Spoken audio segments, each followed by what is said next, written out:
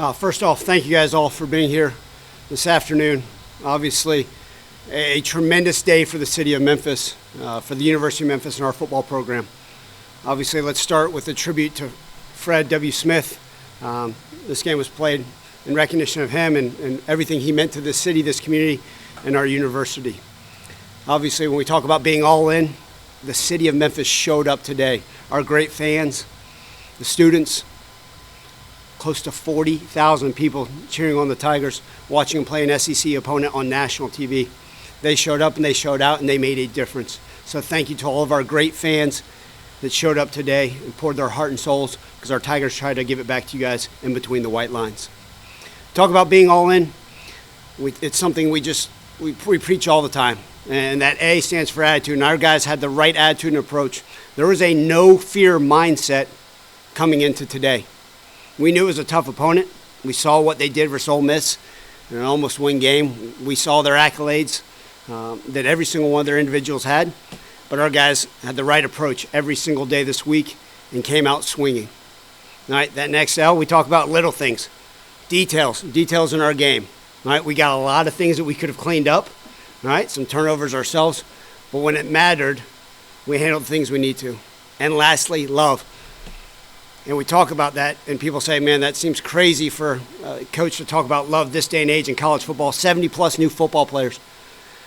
But pregame, I talked to our guys about our team over their team, our commitment, our love, our passion, our determination, our intelligence, our work ethic, that we're built differently, and ultimately showed up in a win. And couldn't be more thrilled and honored and privileged to be the head coach here. The fact that we found a way to go 1-0 today, as you guys well know, we'll celebrate this one for a few more hours. I'll wake up pissed off because we got conference play and find a way to go 1-0 next week. We'll start with John down the left. Coach, you go down 18. What was your message at half to the guys? Swing harder. Now, we don't back down around here.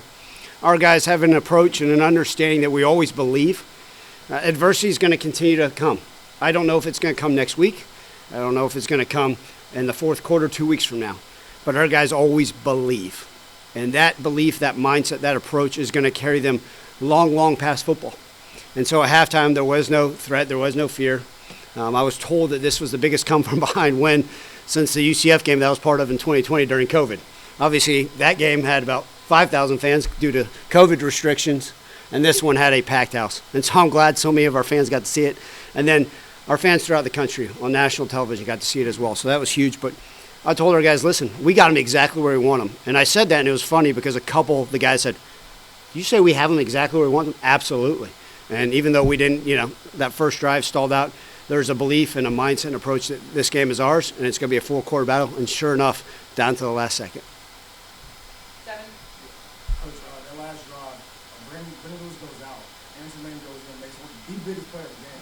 How his preparation throughout the week to put a kid like that in that spot to make a play to win the game. So it's interesting. We actually show our guys examples of things that happened. And there was actually a game 2 weeks ago where a player's helmet came off. So they stopped the clock, and I had the option to use the timeout to put Brandon Lewis back in, but the clock was stopped no matter what. Obviously, that was a crucial time for them on defense not to have to use a timeout. So situational football, I said, okay, do I use a timeout here, which didn't matter, and put Belu back in the game? Well, sure enough, Arrington was already out there. I said, let it be.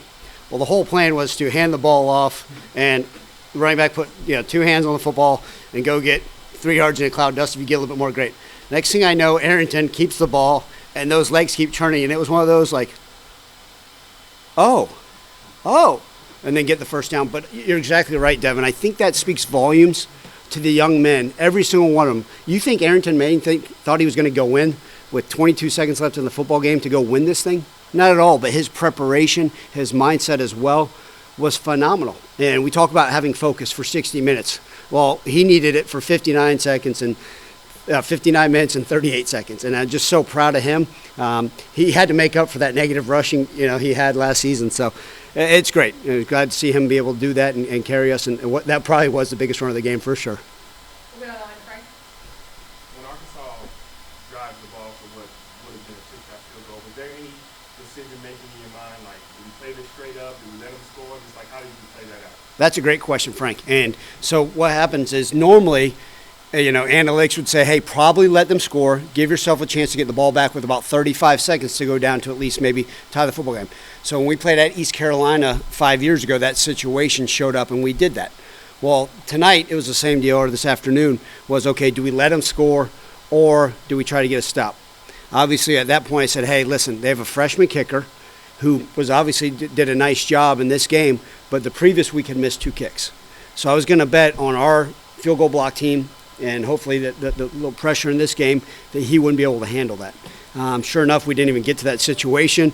I wish I could sit here and say I predicted that Chris Bracey would get that fumble recovery, but it all works out in the end and couldn't be more pleased.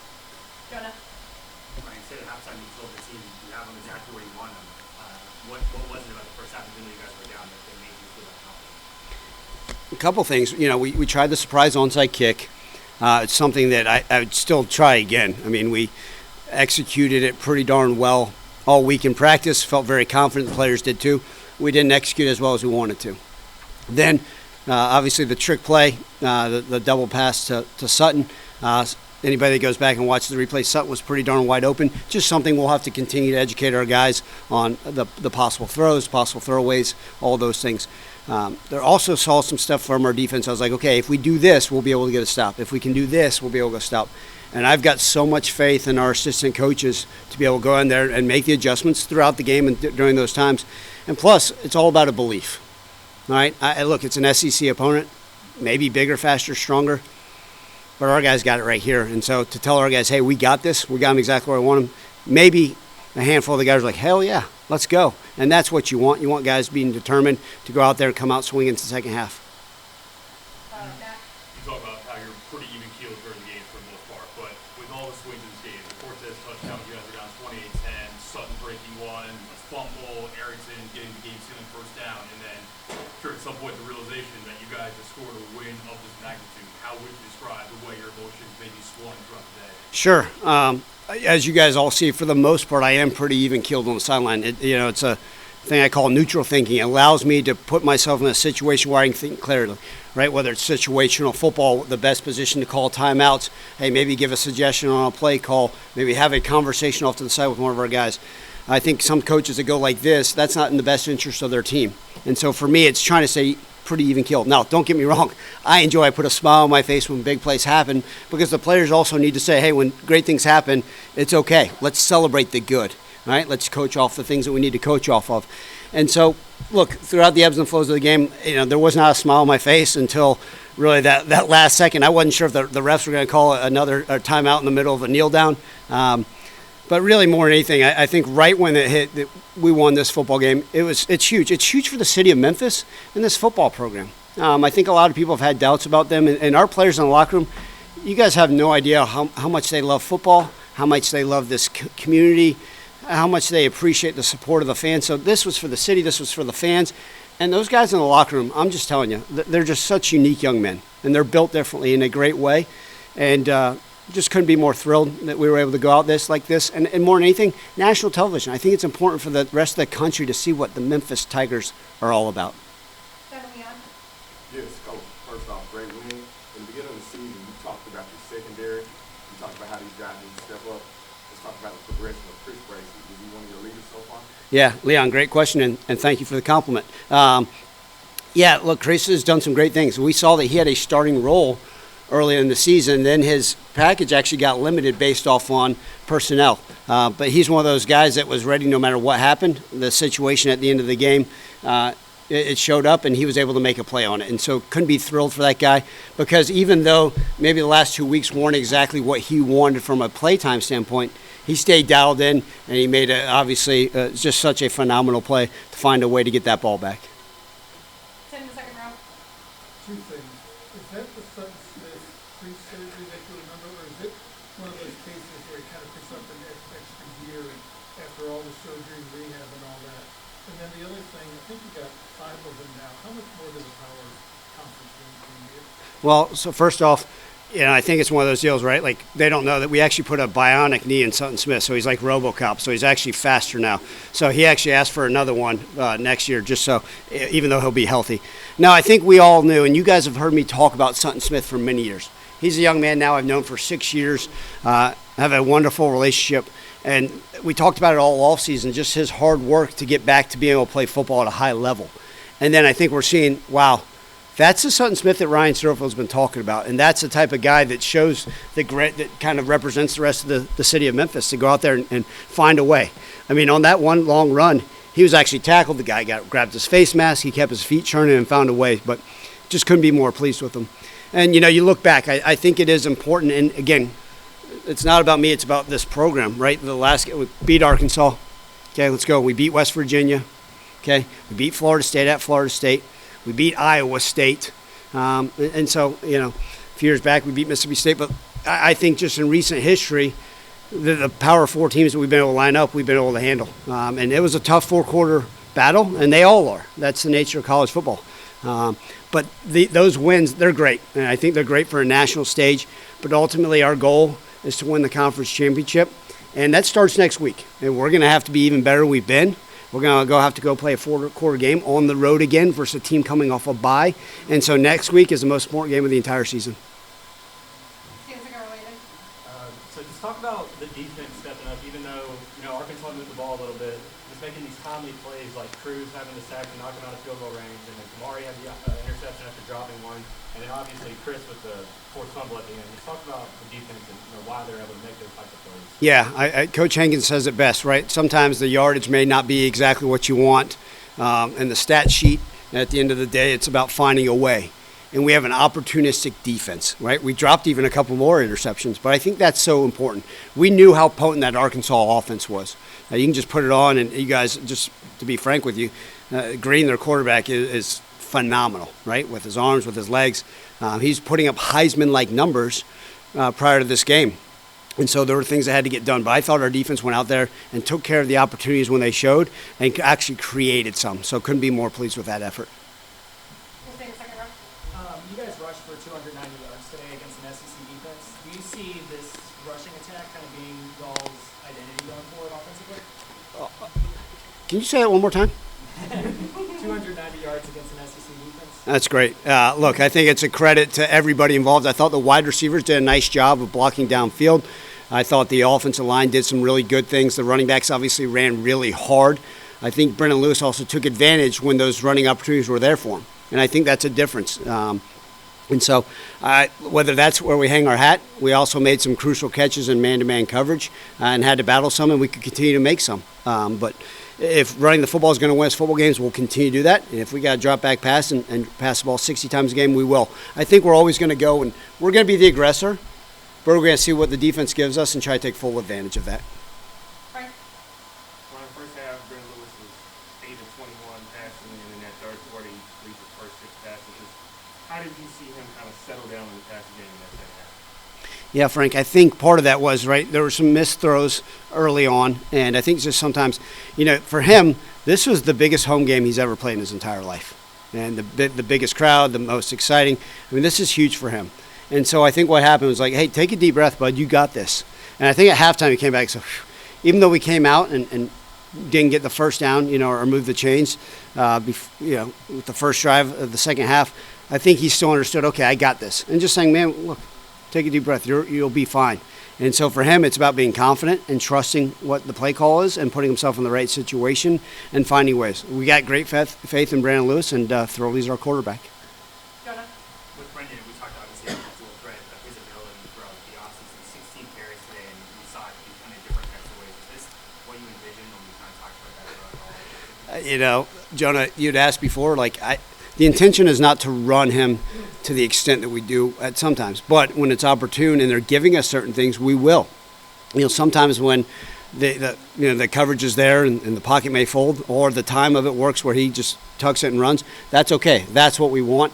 There's also some zone read elements to it, right? The defensive end's pinching, the linebacker stays in, and the quarterback has the ability to pull it. And so, look, I knew that he had a unique skill set, and I think every week we're able to see different parts and different elements of it. And we're going to see if it means running him down the road, continue to, great. If not, if it's taking what the defense gives us, we'll push in that direction as well. Back over to Devin. Coach, you get the power conversation. You've been around the Memphis program, you know the history of this program. Wasn't it about 11 a.m. games, national TV, power conference teams that brings out the city and brings out the program a little bit? Well, it's great. I think more than anything, I give credit to these great fans for showing up, right? The 11 a.m. games, I've been a part of those, right? National television, SEC opponents. It's great. Our fans have a lot of pride in this program. We're going to need them to show up in 2 weeks from now for the next home game, right? Let's show up. Why not? Let's fill the whole stadium with blue for our next home game.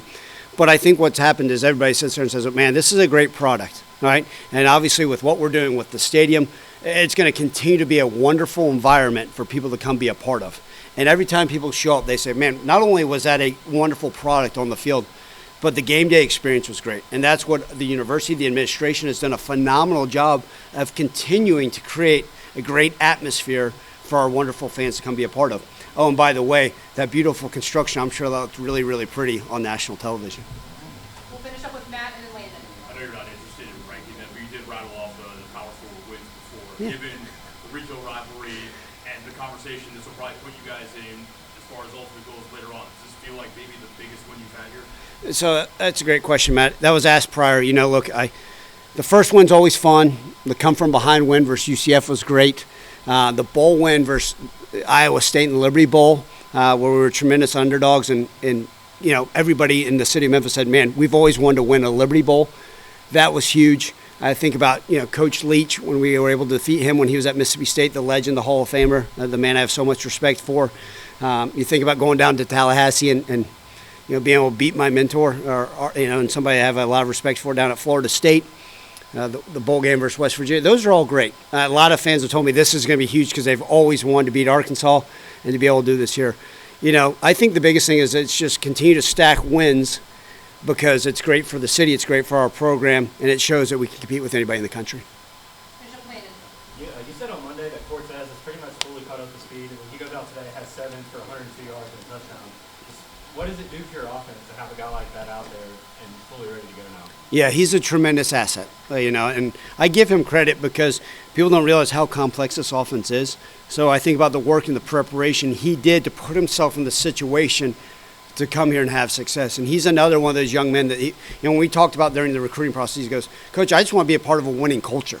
And I'm going to do whatever you ask me to contribute to this thing. And obviously he's now contributing in a major way on the field. And he's one of those guys that's been so proud to be a part of this and this community and this program. And it's been fun because, you know what, he's going to be going out and watching more film and finding ways to have more production, continue to help us find win games.